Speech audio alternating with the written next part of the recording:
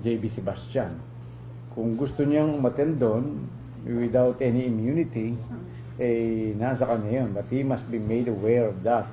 And of course, since it will affect him, dapat meron siyang lawyer. Sure ba tayo subpoena? Because during the hearings, from what we heard, parang they were willing to subpoena. In fact, there were, I think, motions to subpoena him. Pero bakit hindi na natuloy? Sabi nila, hindi na kailangan ng subpoena kasi when a person is an inmate, eh, yung there are some political rights na suspended. So, hindi mo na kailangan subpoena ang isang under detention by the NBP. Sir, ano bang current status ng like si JB? Ano bang sinasabi niya ngayon? And are you still trying to talk to him in the sense that you believe that his statements will strengthen your case against the former Justice Secretary? Actually, hindi naman, I'm not attempting to talk to him. Katulad ng mga ibang witnesses, sinabi ko sa inyo na hindi kung mga witnesses yan eh. They have their own lawyers. They just, yung mga wives nila, relatives and lawyers, visited me here at the DOJ and told me na gusto nilang makiisa na sa war against drugs ni Pangulong Duterte. Pero hindi ako ang kumuha ng mga affidavits nila. As a matter of fact, napag-atasan lang ako, napag-utusan lang ako ng Committee on Justice na ako mag-conduct ng direct examination during the first day of the hearing. Hindi po ako may kagustuhan nun. The task was given to me the night before, gabi na eh, mga alas 7 o alas 8 na. Tinawagan ako ng committee secretariat. Sabi sa akin nun, Atty. Aguirre, parang hindi nila gusto na kasi si Congressman Harry Roque dapat ang gumawa nun eh.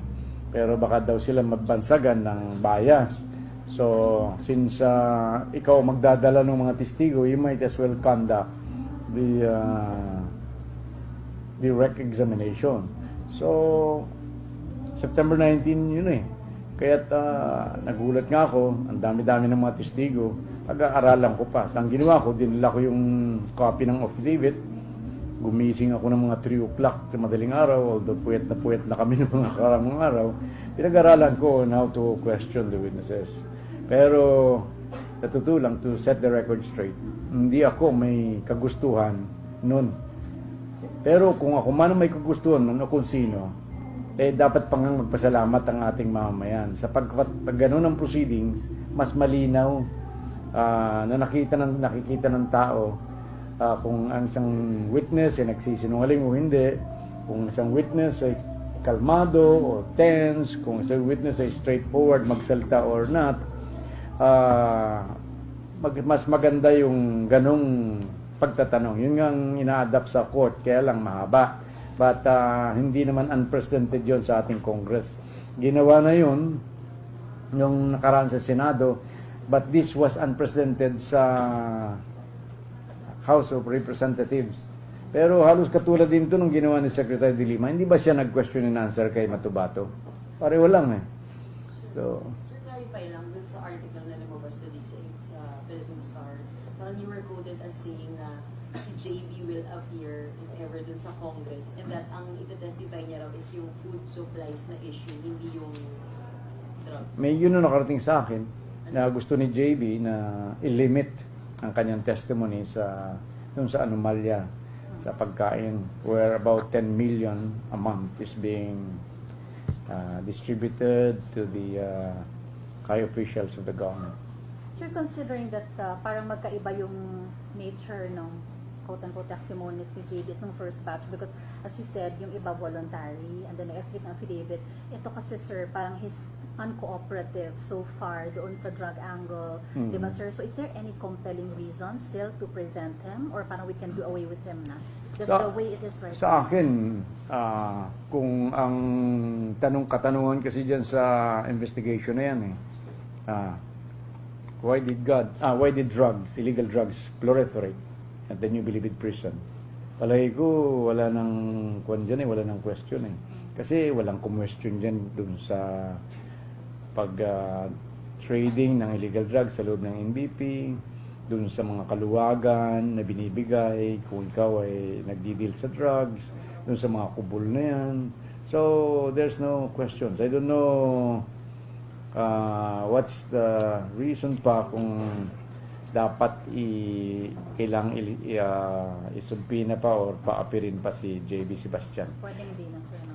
Sa akin lang pwedeng na kasi very clear na yung mga testimonies ng mga other inmates eh. Sir, pero sabi niyo kanina hindi pa kayo nagtatry mag-approach kay JB, sir. So, sir, sino yung nagsabi sa inyo na gusto sana niya magsalita pero limited lang dun sa school? Mayroong mga tao na on their own initiative, ay gusto nilang makatulong talaga eh. Na talagang palitawin yung totoo at saka yung participation ni Secretary de Lima doon sa drug trade sa NBP. So, sila mismo ang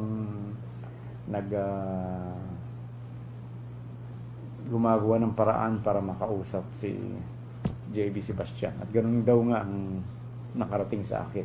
Ano sir ang naging next na ano nyo doon? Nalaman nyo na yun lang yung gusto mong sabihin? Tinanong nila ako, Secretary, ano bang gagawin natin dito? Sabi ko hindi. I rejected it. Sabi ko, pag hindi rin lang buong katotohanan sasabihin niya, I reject it.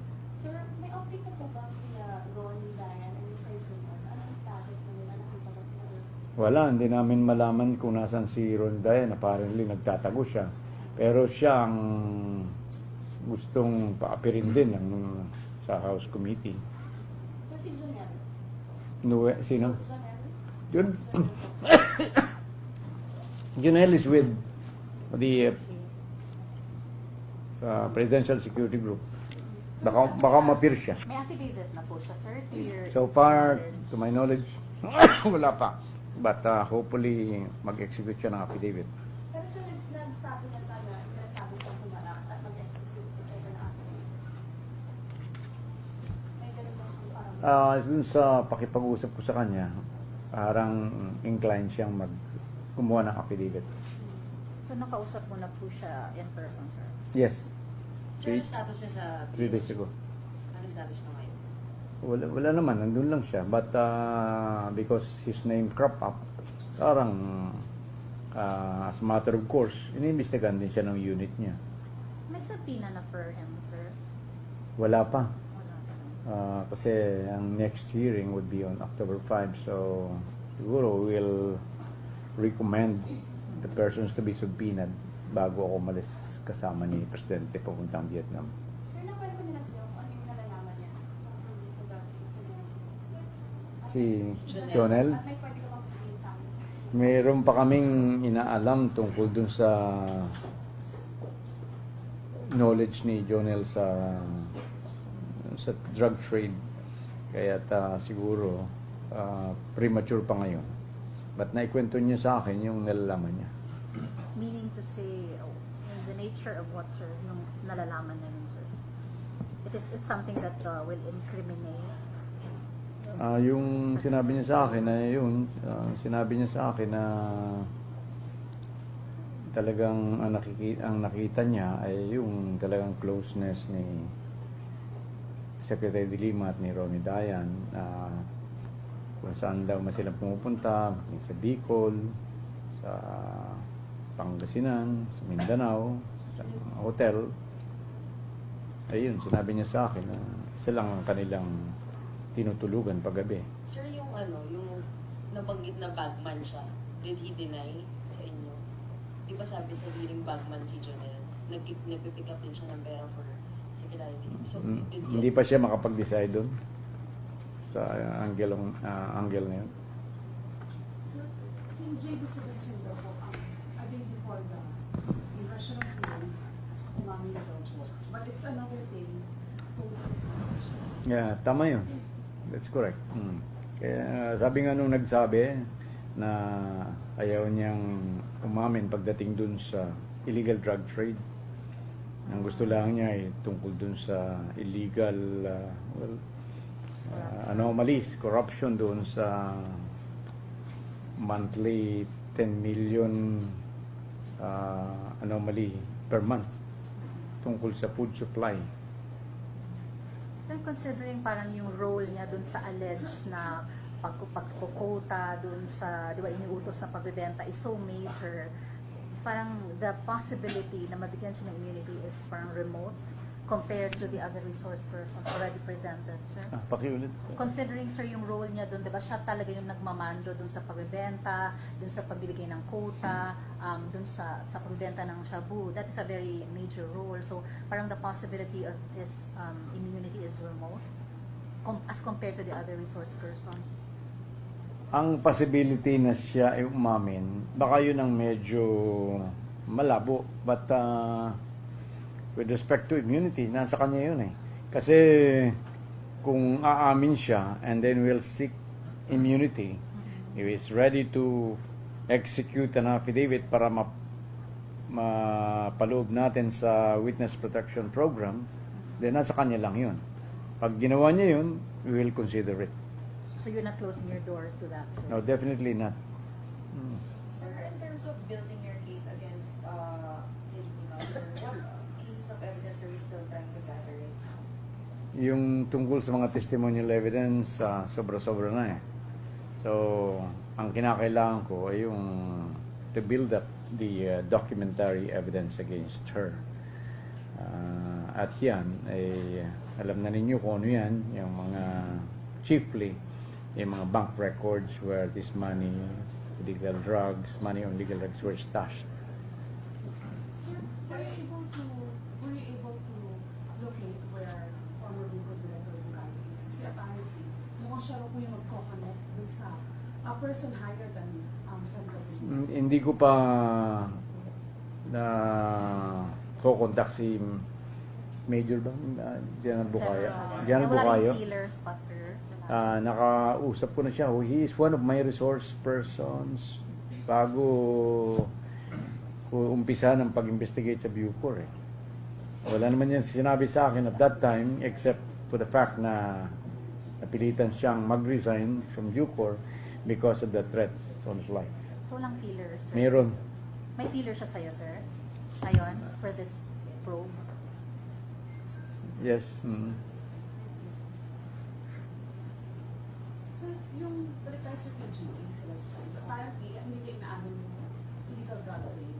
But yung other alleged anomalies inside the NPT, among them you mentioned earlier tungkol sa pagkain. You've mentioned, sir, 10 million a month. Ano na sir nakikita? And hindi ko nang pinursu yun eh. Kasi ayaw ko nung hindi whole truth eh. So, nireject ko na yun outright. So you're not looking into that? You're not looking into possible anomalous dun sa mga Filipino food or kung ano man yun? For now.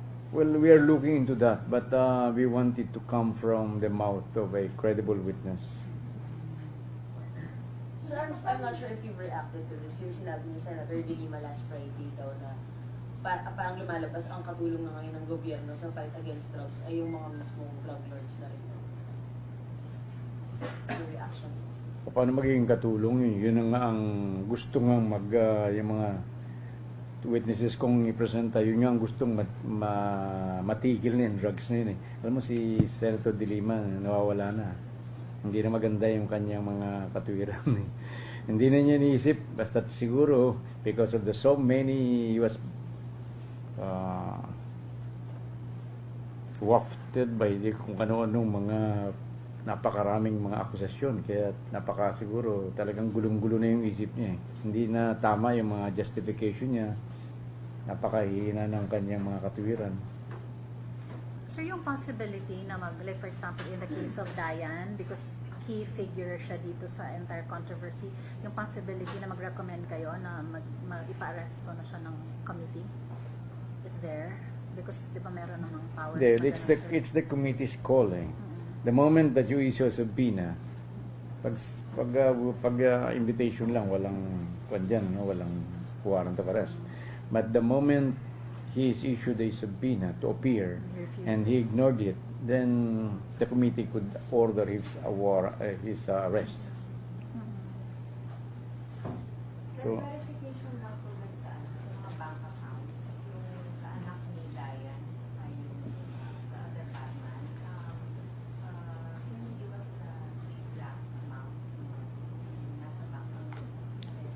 I think hindi pa pwede ngayon eh. Bawal nga eh. Confidential tayo. So, paano magiging strategy po kayo in this question? Hanggang na bang hindi na siya certificated or i-encourage to testify for Congress? Sa akin, he is no longer needed insofar as yung congressional investigation is concerned. And you can expect to be one of the respondents Precisely. in the event that you file the Precisely. Pag ayaw niya makapag-cooperate, then he could be sure that he would be one of the respondents. So, sir, as far as the DOJ is concerned right now, can you give us, like, for profiling purposes lang, sir, ano ba talaga, sir, yung parang pinaka-role na nga nitong GV na to, to it inside NBT? And gaano ba siya ka-powerful, sir, na siya mismo sa loob? Clear naman yun eh. Daming nag-testify sila doon na talagang yung words ni JB eh talagang batas na dapat mong sundin. So doon sa role niya, clear din naman na para suportahan ang election campaign ni Secretary de Lima, ni-require niya ang lahat ng mga bolsyo, yung mga leaders ng mga sa loob ng Bilibid na magbenta from 5 kilos to 30 kilos a month. So, yun ang walang very clear yun eh. Is he the most power? Siya ba yung parang pinaka, kasi may mga iba-ibang family leaders yan, diba, sir? Is he the most powerful there? He is the most powerful. Kinatatakutan siya. His words are the law. Kasi nga, because of perceived, hindi lang perceived, because of his closeness to Secretary de Lima. Malakas. Alam naman natin pag sinabing malakas ka diyan kay de Lima. So yun. Ganun. Alam naman natin na kahit outside, pag sinabi kang malakas yan kay Secretary, ganun, malakas yan kay Presidente. So alam natin kung bakit ganun sinasabihan. Malakas. Kaya nare-reflect or nagra-radiate yung power ng tao na parang handler niya dun sa kanya.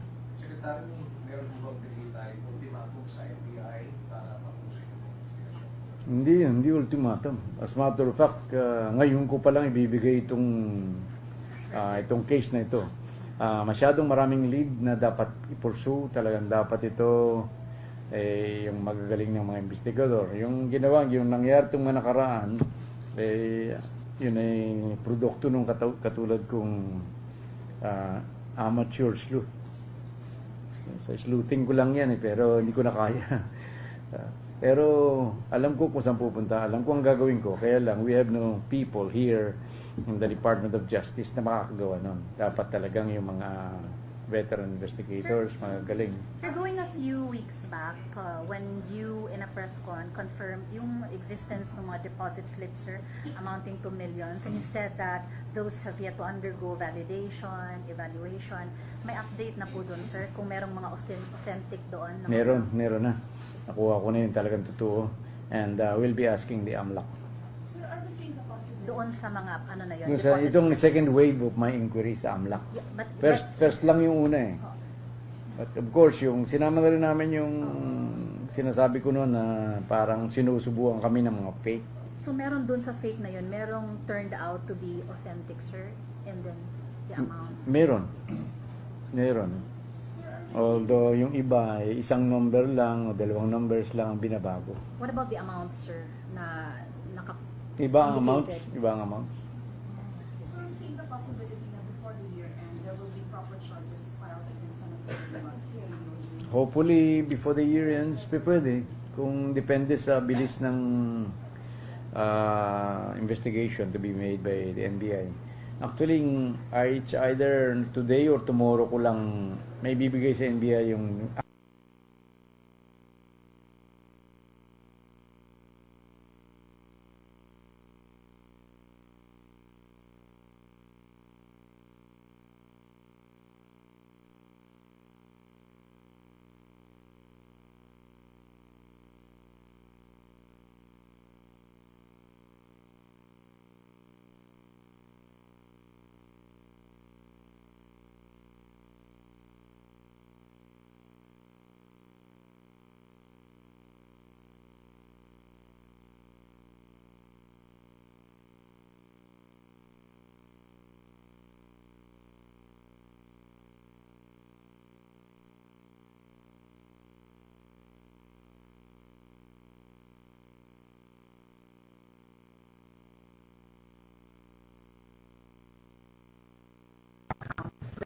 din siya, sir, yung mga Malaman natin yan pag complete picture ay nakuha na natin. Sir, yung sa bank account po, sabi niyo po na di po siya dun sa ibang corporation, sir. Sinasabi niyo po na may the ground money ay na-invest dito sa Filipino or own corporation na baka kaibigan ng mga ground. Hindi na-invest. Ginagawa lang na-deposit. Ginagawa nila yun. Hindi na-deposit po dun sa corporation. Sa corporate account na yun or individual person's account. It's a corporate account, sir. Corporate account. Merong corporate, merong individuals. Nakuha ko na. drug money, sir, allegedly drug money, sir. Or from yung mga transactions. Doon pinadideposit ni JB. JB. Corporate account. Tapos sir, connected na yan kay yung mga accounts? Or Iko-connect pa lang natin.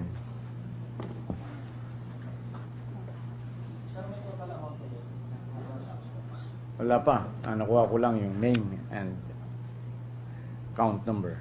So yung Chinese, kasi apparently that 300 Chinese drug lord na inmates sa loob ng NBD, if we were able to get in touch with them, kasi mukhang si JB na yung calculator na hawak. Yun namang Chinese doon, hindi naman sila nasa isang lugar eh. Although ang parang sinasabi noon, maraming Chinese doon sa lugar ni JB Colanco. Di ba ganun ang kwan, di ba? Ganun ang parang testimony na. If I remember right, Sir, so what can we expect in the next hearing, which will be in October na po, sir, on the part of the DOJ as to the number of witnesses? Nadagdagan po ba, sir, yung mga nakapila na sino-sino pa, and what will be the direction of the DOJ in the next hearing? yes, we will be presenting more resource persons, but not any more inmates. So in terms of testimonies and documents gathered, how far are we to concluding that Senator De Lima is indeed linked to this drug offense? Well, later na lang yun, no? Kasi sabi ko nga, simple nga lang yun eh. Halimbawa, pag yung isang tao na alam na malapit kay Secretary De Lima, nakakitaan mo ng mga talagang malaking mga deposits, for example, hundreds of millions. So alam mo naman na hindi maaaring mag-earn ng 100 millions yung taong yun. So circumstantial yan unless merong direct deposit later on sa kay Secretary De Lima. So sir, what are the charges that Senator De Lima might be facing in case that you file the case? Violation ng drugs law, first time mga Section 5, Section 28, and pwede rin ng revised penal code. Pwedeng pagsabayin yan eh. So criminal and admin, sir, matatanggal ba siya bilang senator? Usually kasi, pag nag-file ka sa sandigan o sa ombudsman, dalawa ka agad ang pinafile. One administrative, one criminal. So, mas mabilis yung administrative. Meron ka agadong ruling whether you will be removed from your position. So, pag ganun ang nangyari, then you will be removed from her being a senator. In the case of Judge Katulad nung, wag na tayong lumayo, dito sa hinahawakan namin before, kay General Napeñas. Pinailan siya ng ombudsman ng criminal and administrative. Yung administrative tapos na. Pinatatanggal na sa trabaho. Sir, pwede din ang sitting senator, sir, ma-unseat through administrative proceedings before the ombudsman. I believe so. Sir, clarify lang something you said yata earlier sa message mo, sir. Magkaka-random drug test ba, sir, for an DOJ employee? Matagal na naming kwan yun eh. Bago po man yung mga random test ng ibang mga agencies, ibang departments, matagal na namin plinano yun eh. But because of the lack of undersecretary during that time, hindi na implement. Ngayon lang may USEC na ako, so i-implement na namin. Sir, employees lang. Sino pa po? DOJ employees. Prosecutors, The attached agencies din po, sir. dito lang muna. Sir, going back to the resource persons, sir, anong mga resource persons po, sir, galing sa mga agencies Well, for the next hearing? We will try to get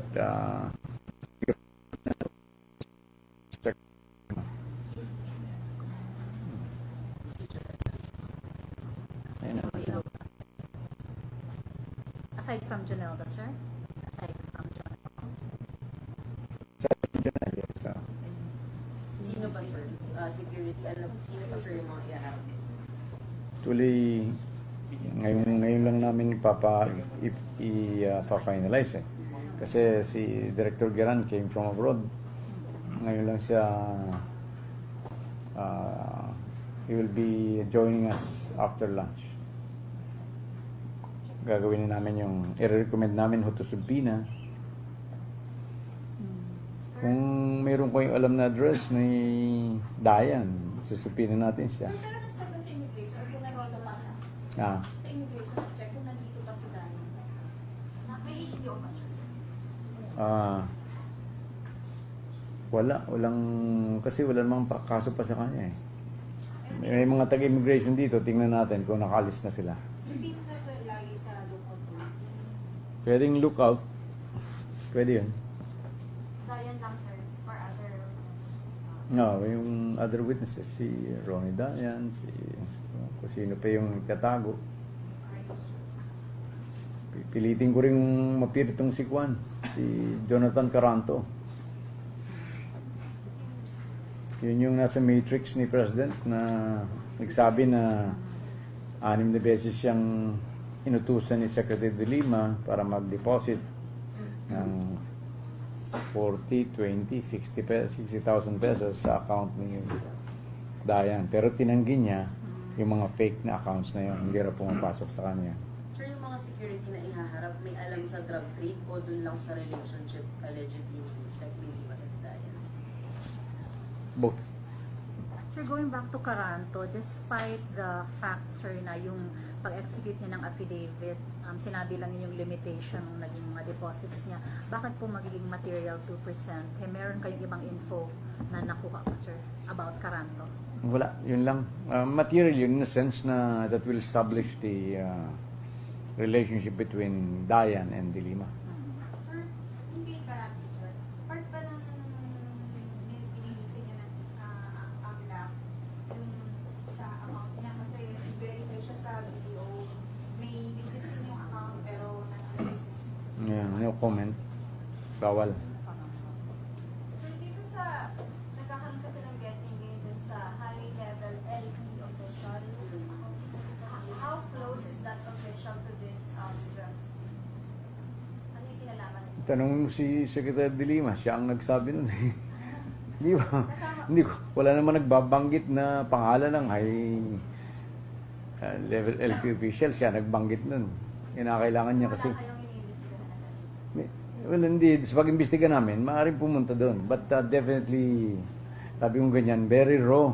I'm not mentioning any names. Siya ang nag-mention kasi gusto niya may kakampi siya. Gusto niya maging kampi si President Pinoy. Sir, can we ask about your meeting with Marcelino? Wala, yung courtesy call lang yun. Dinala lang ni Juan. Hindi ko alam yung Juan yan eh. Dinala lang ni Attorney Persida. Sir, ano na pag-usapan? Wala. Sabi ko, I could not talk about your case because you have a pending case for the DOJ. As a matter of fact, ngayon ko lang nakita yun si Colonel Marcelino in person and I have nothing to do dun sa reversal ng kanyang resolution. Kasi hindi pa naman umabot yan sa akin eh. Nagulat nga ako. For the first time, nakita ko yung reversal ng resolution niya doon lang sa dyaryo. After that, hindi naman umabot pa yan sa secretary. Doon pa lang yan, kay PG pa lang yan. So, wala akong nalalaman doon. I have not even read a single sentence doon sa resolution na yan. Any other questions po? Okay, you have enough materials na siguro for today. Thank you. May meeting lang Happy po kami. anniversary. Ipapadala na lang po yung sa respective rooms daw po niyo yung konting lunch. Because we're going to use the venue for ano. Yes, we will email. Tapusin lang namin, may meeting lang kami.